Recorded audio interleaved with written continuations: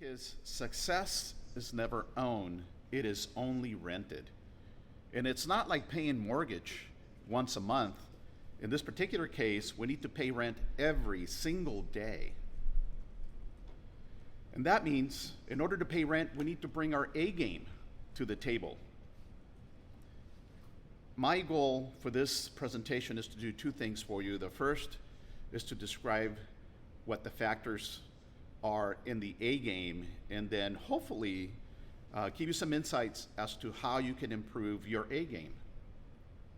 It has been said that IQ is an intelligence quotient that's been around since 1905, and that's how we measure what we call hard skills.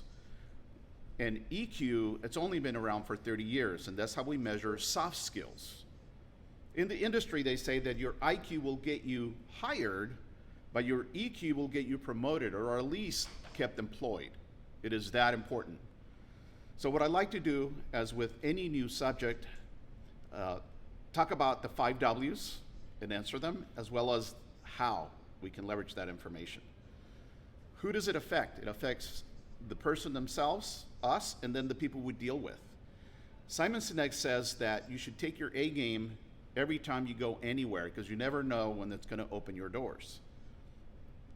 I think the most important question is the why, followed by the what is it that we're dealing with it exactly, and ultimately, how can we leverage that information?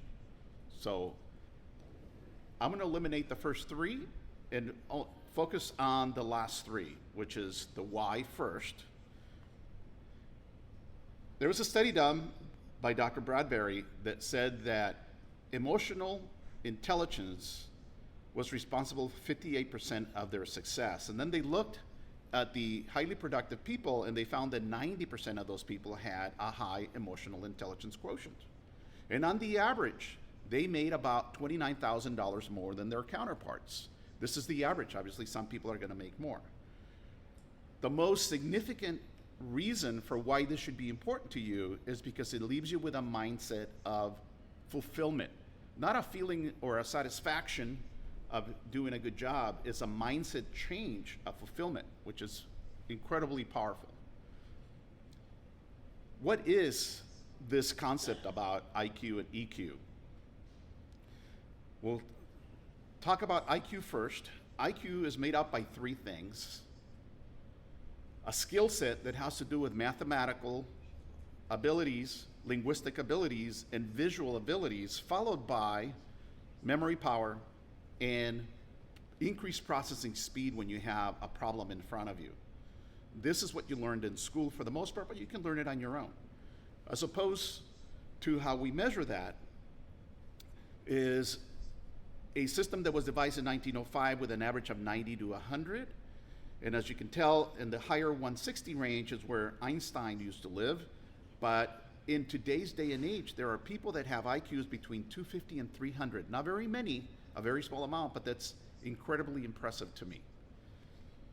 Looking at emotional intelligence, it's about recognizing your own emotions in yourself, which is really hard to do, and there are programs that will train you to do that. It is easier to recognize the emotions in others, and that's extremely powerful, because if you recognize your own emotions, you're going to be able to self-regulate, and you're going to become a much more effective leader. Knowing how others are feeling is going to be extremely important, because it's going to give you an edge on being a leader. You're going to be a great mentor. You're going to be able to eliminate problems, because these kind of individuals with a high EQ are problem solvers. So ironically, companies are really looking nowadays for somebody with a high EQ, because they notice that there's less turnover and better productivity. So let's focus on ourselves. We should really take a look at how we can detect our emotions. And there are 7 of them that are described that lead to 4 feelings, and I'll talk about that in a moment. As far as being socially aware of what other people are experiencing, it's a lot easier, I think, because if you really pay attention, and I'm guilty that sometimes when I'm having a discussion with a friend or an individual, I'll look at my phone, I'll look away, and that is really a bad behavior, because you're going to lose out on a lot. You really want to pay attention to your audience because you're going to see what is not being said. It's been around for 30 years, this EQ concept, and there are 30 different modalities to measure it. The good news is there is only 7 emotions, and I'm going to talk about them in a moment. And if you focus on those 7, I think you'll have a good handle on them. So how do we leverage this information? First, if we want to improve our IQ, we want to take a look at our hard skill set by making ourselves better mathematicians, linguistics, and visual abilities. Concentrate on memory power and doing exercises that can train your memory, and also processing speed when you're solving a problem. In this case, more importantly, we need to focus on the soft skills. And to do that, we need to understand how we respond to an emotion and how other people respond to an emotion. Because the emotion has a physiologic footprint, and it really changes the insides of that person.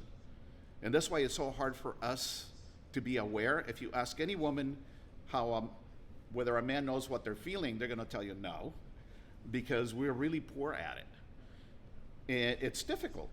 So emotions lead to the way we feel, and at the same time, it sets our mood. And emotions are different than feelings. There are 7 emotions, and there are 4 feelings, and I'll describe those in a moment. And then feelings affect our thinking and our attitude or our mindset. And we all know that attitude is going to, and not aptitude, is going to determine your altitude. So having a good attitude is really important. Thinking and attitude or mindset really impacts how we behave and how we act, and ultimately that really determines our performance.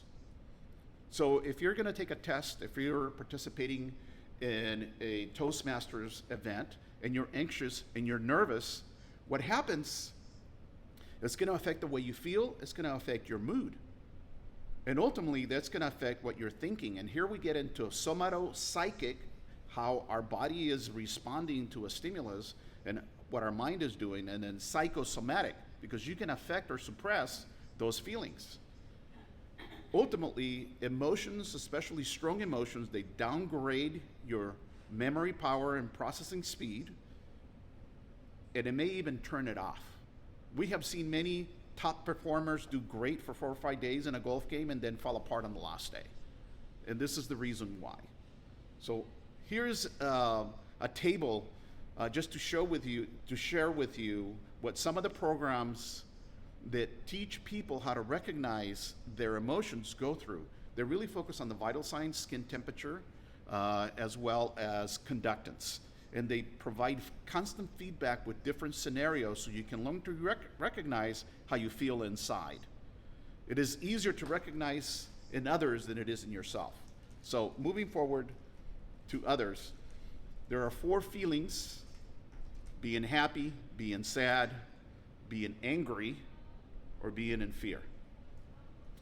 And under those feelings, there are 7 emotions. So we'll talk about the first, being happy. As you can tell, there is a huge range to happiness. But the bottom line is that if you pay attention and don't get distracted during a conversation, you're going to see what happens with the eyebrows. They get narrow, and there is wrinkling around the side of the eyes. The cheeks go up, and you're going to be able to see their teeth. Pretty simple. I think we all recognize that. In sadness, again, a huge range, but we want to focus on the eyebrows because the eyebrow corners are pulled up and they come in together. And notice the mouth is down drooping, is going downward, and the eyelids are also drooping, and they may be even looking downward.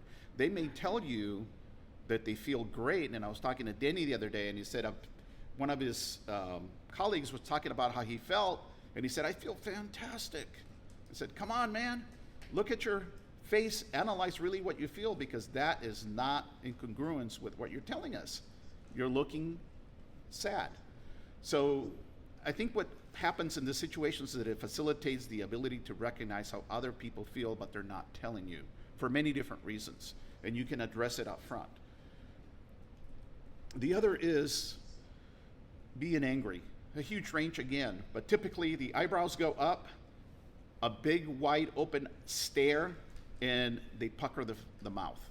They may not tell you much, but if you see that, they're angry about something you said or something you did, and it's probably best to address it right there.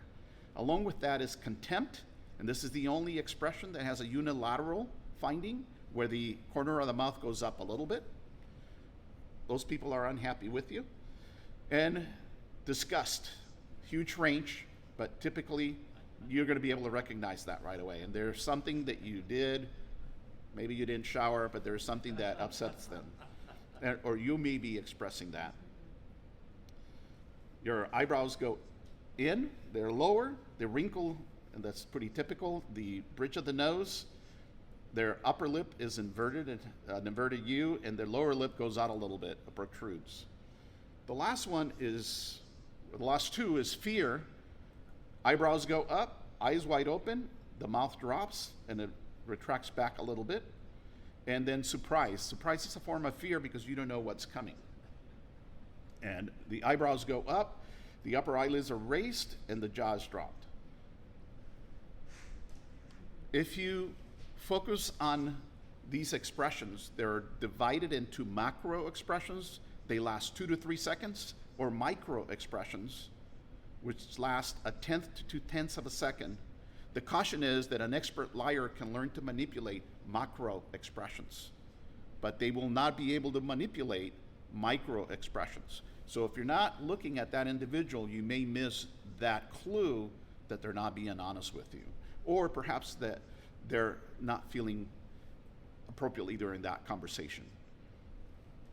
The last minute tips is that if you really want to improve your emotional intelligence quotients, is that you communicate like a deaf person. And what I mean by that is that it's been proven over and over that deaf people communicate better than people that are not deaf, because they pay attention to the conversation. They also look at other people's face and body language. It's been proven that the communication that they exchange is more accurate, and it lasts longer, and they remember it longer, sometimes years. So to improve your emotional intelligence, it's probably best if you really focus on your conversation and pay attention to their expressions. To change your end game, you must expand your A game, and the only way you can do that is by improving your emotional intelligence. Thank you, Mr. Toastmaster.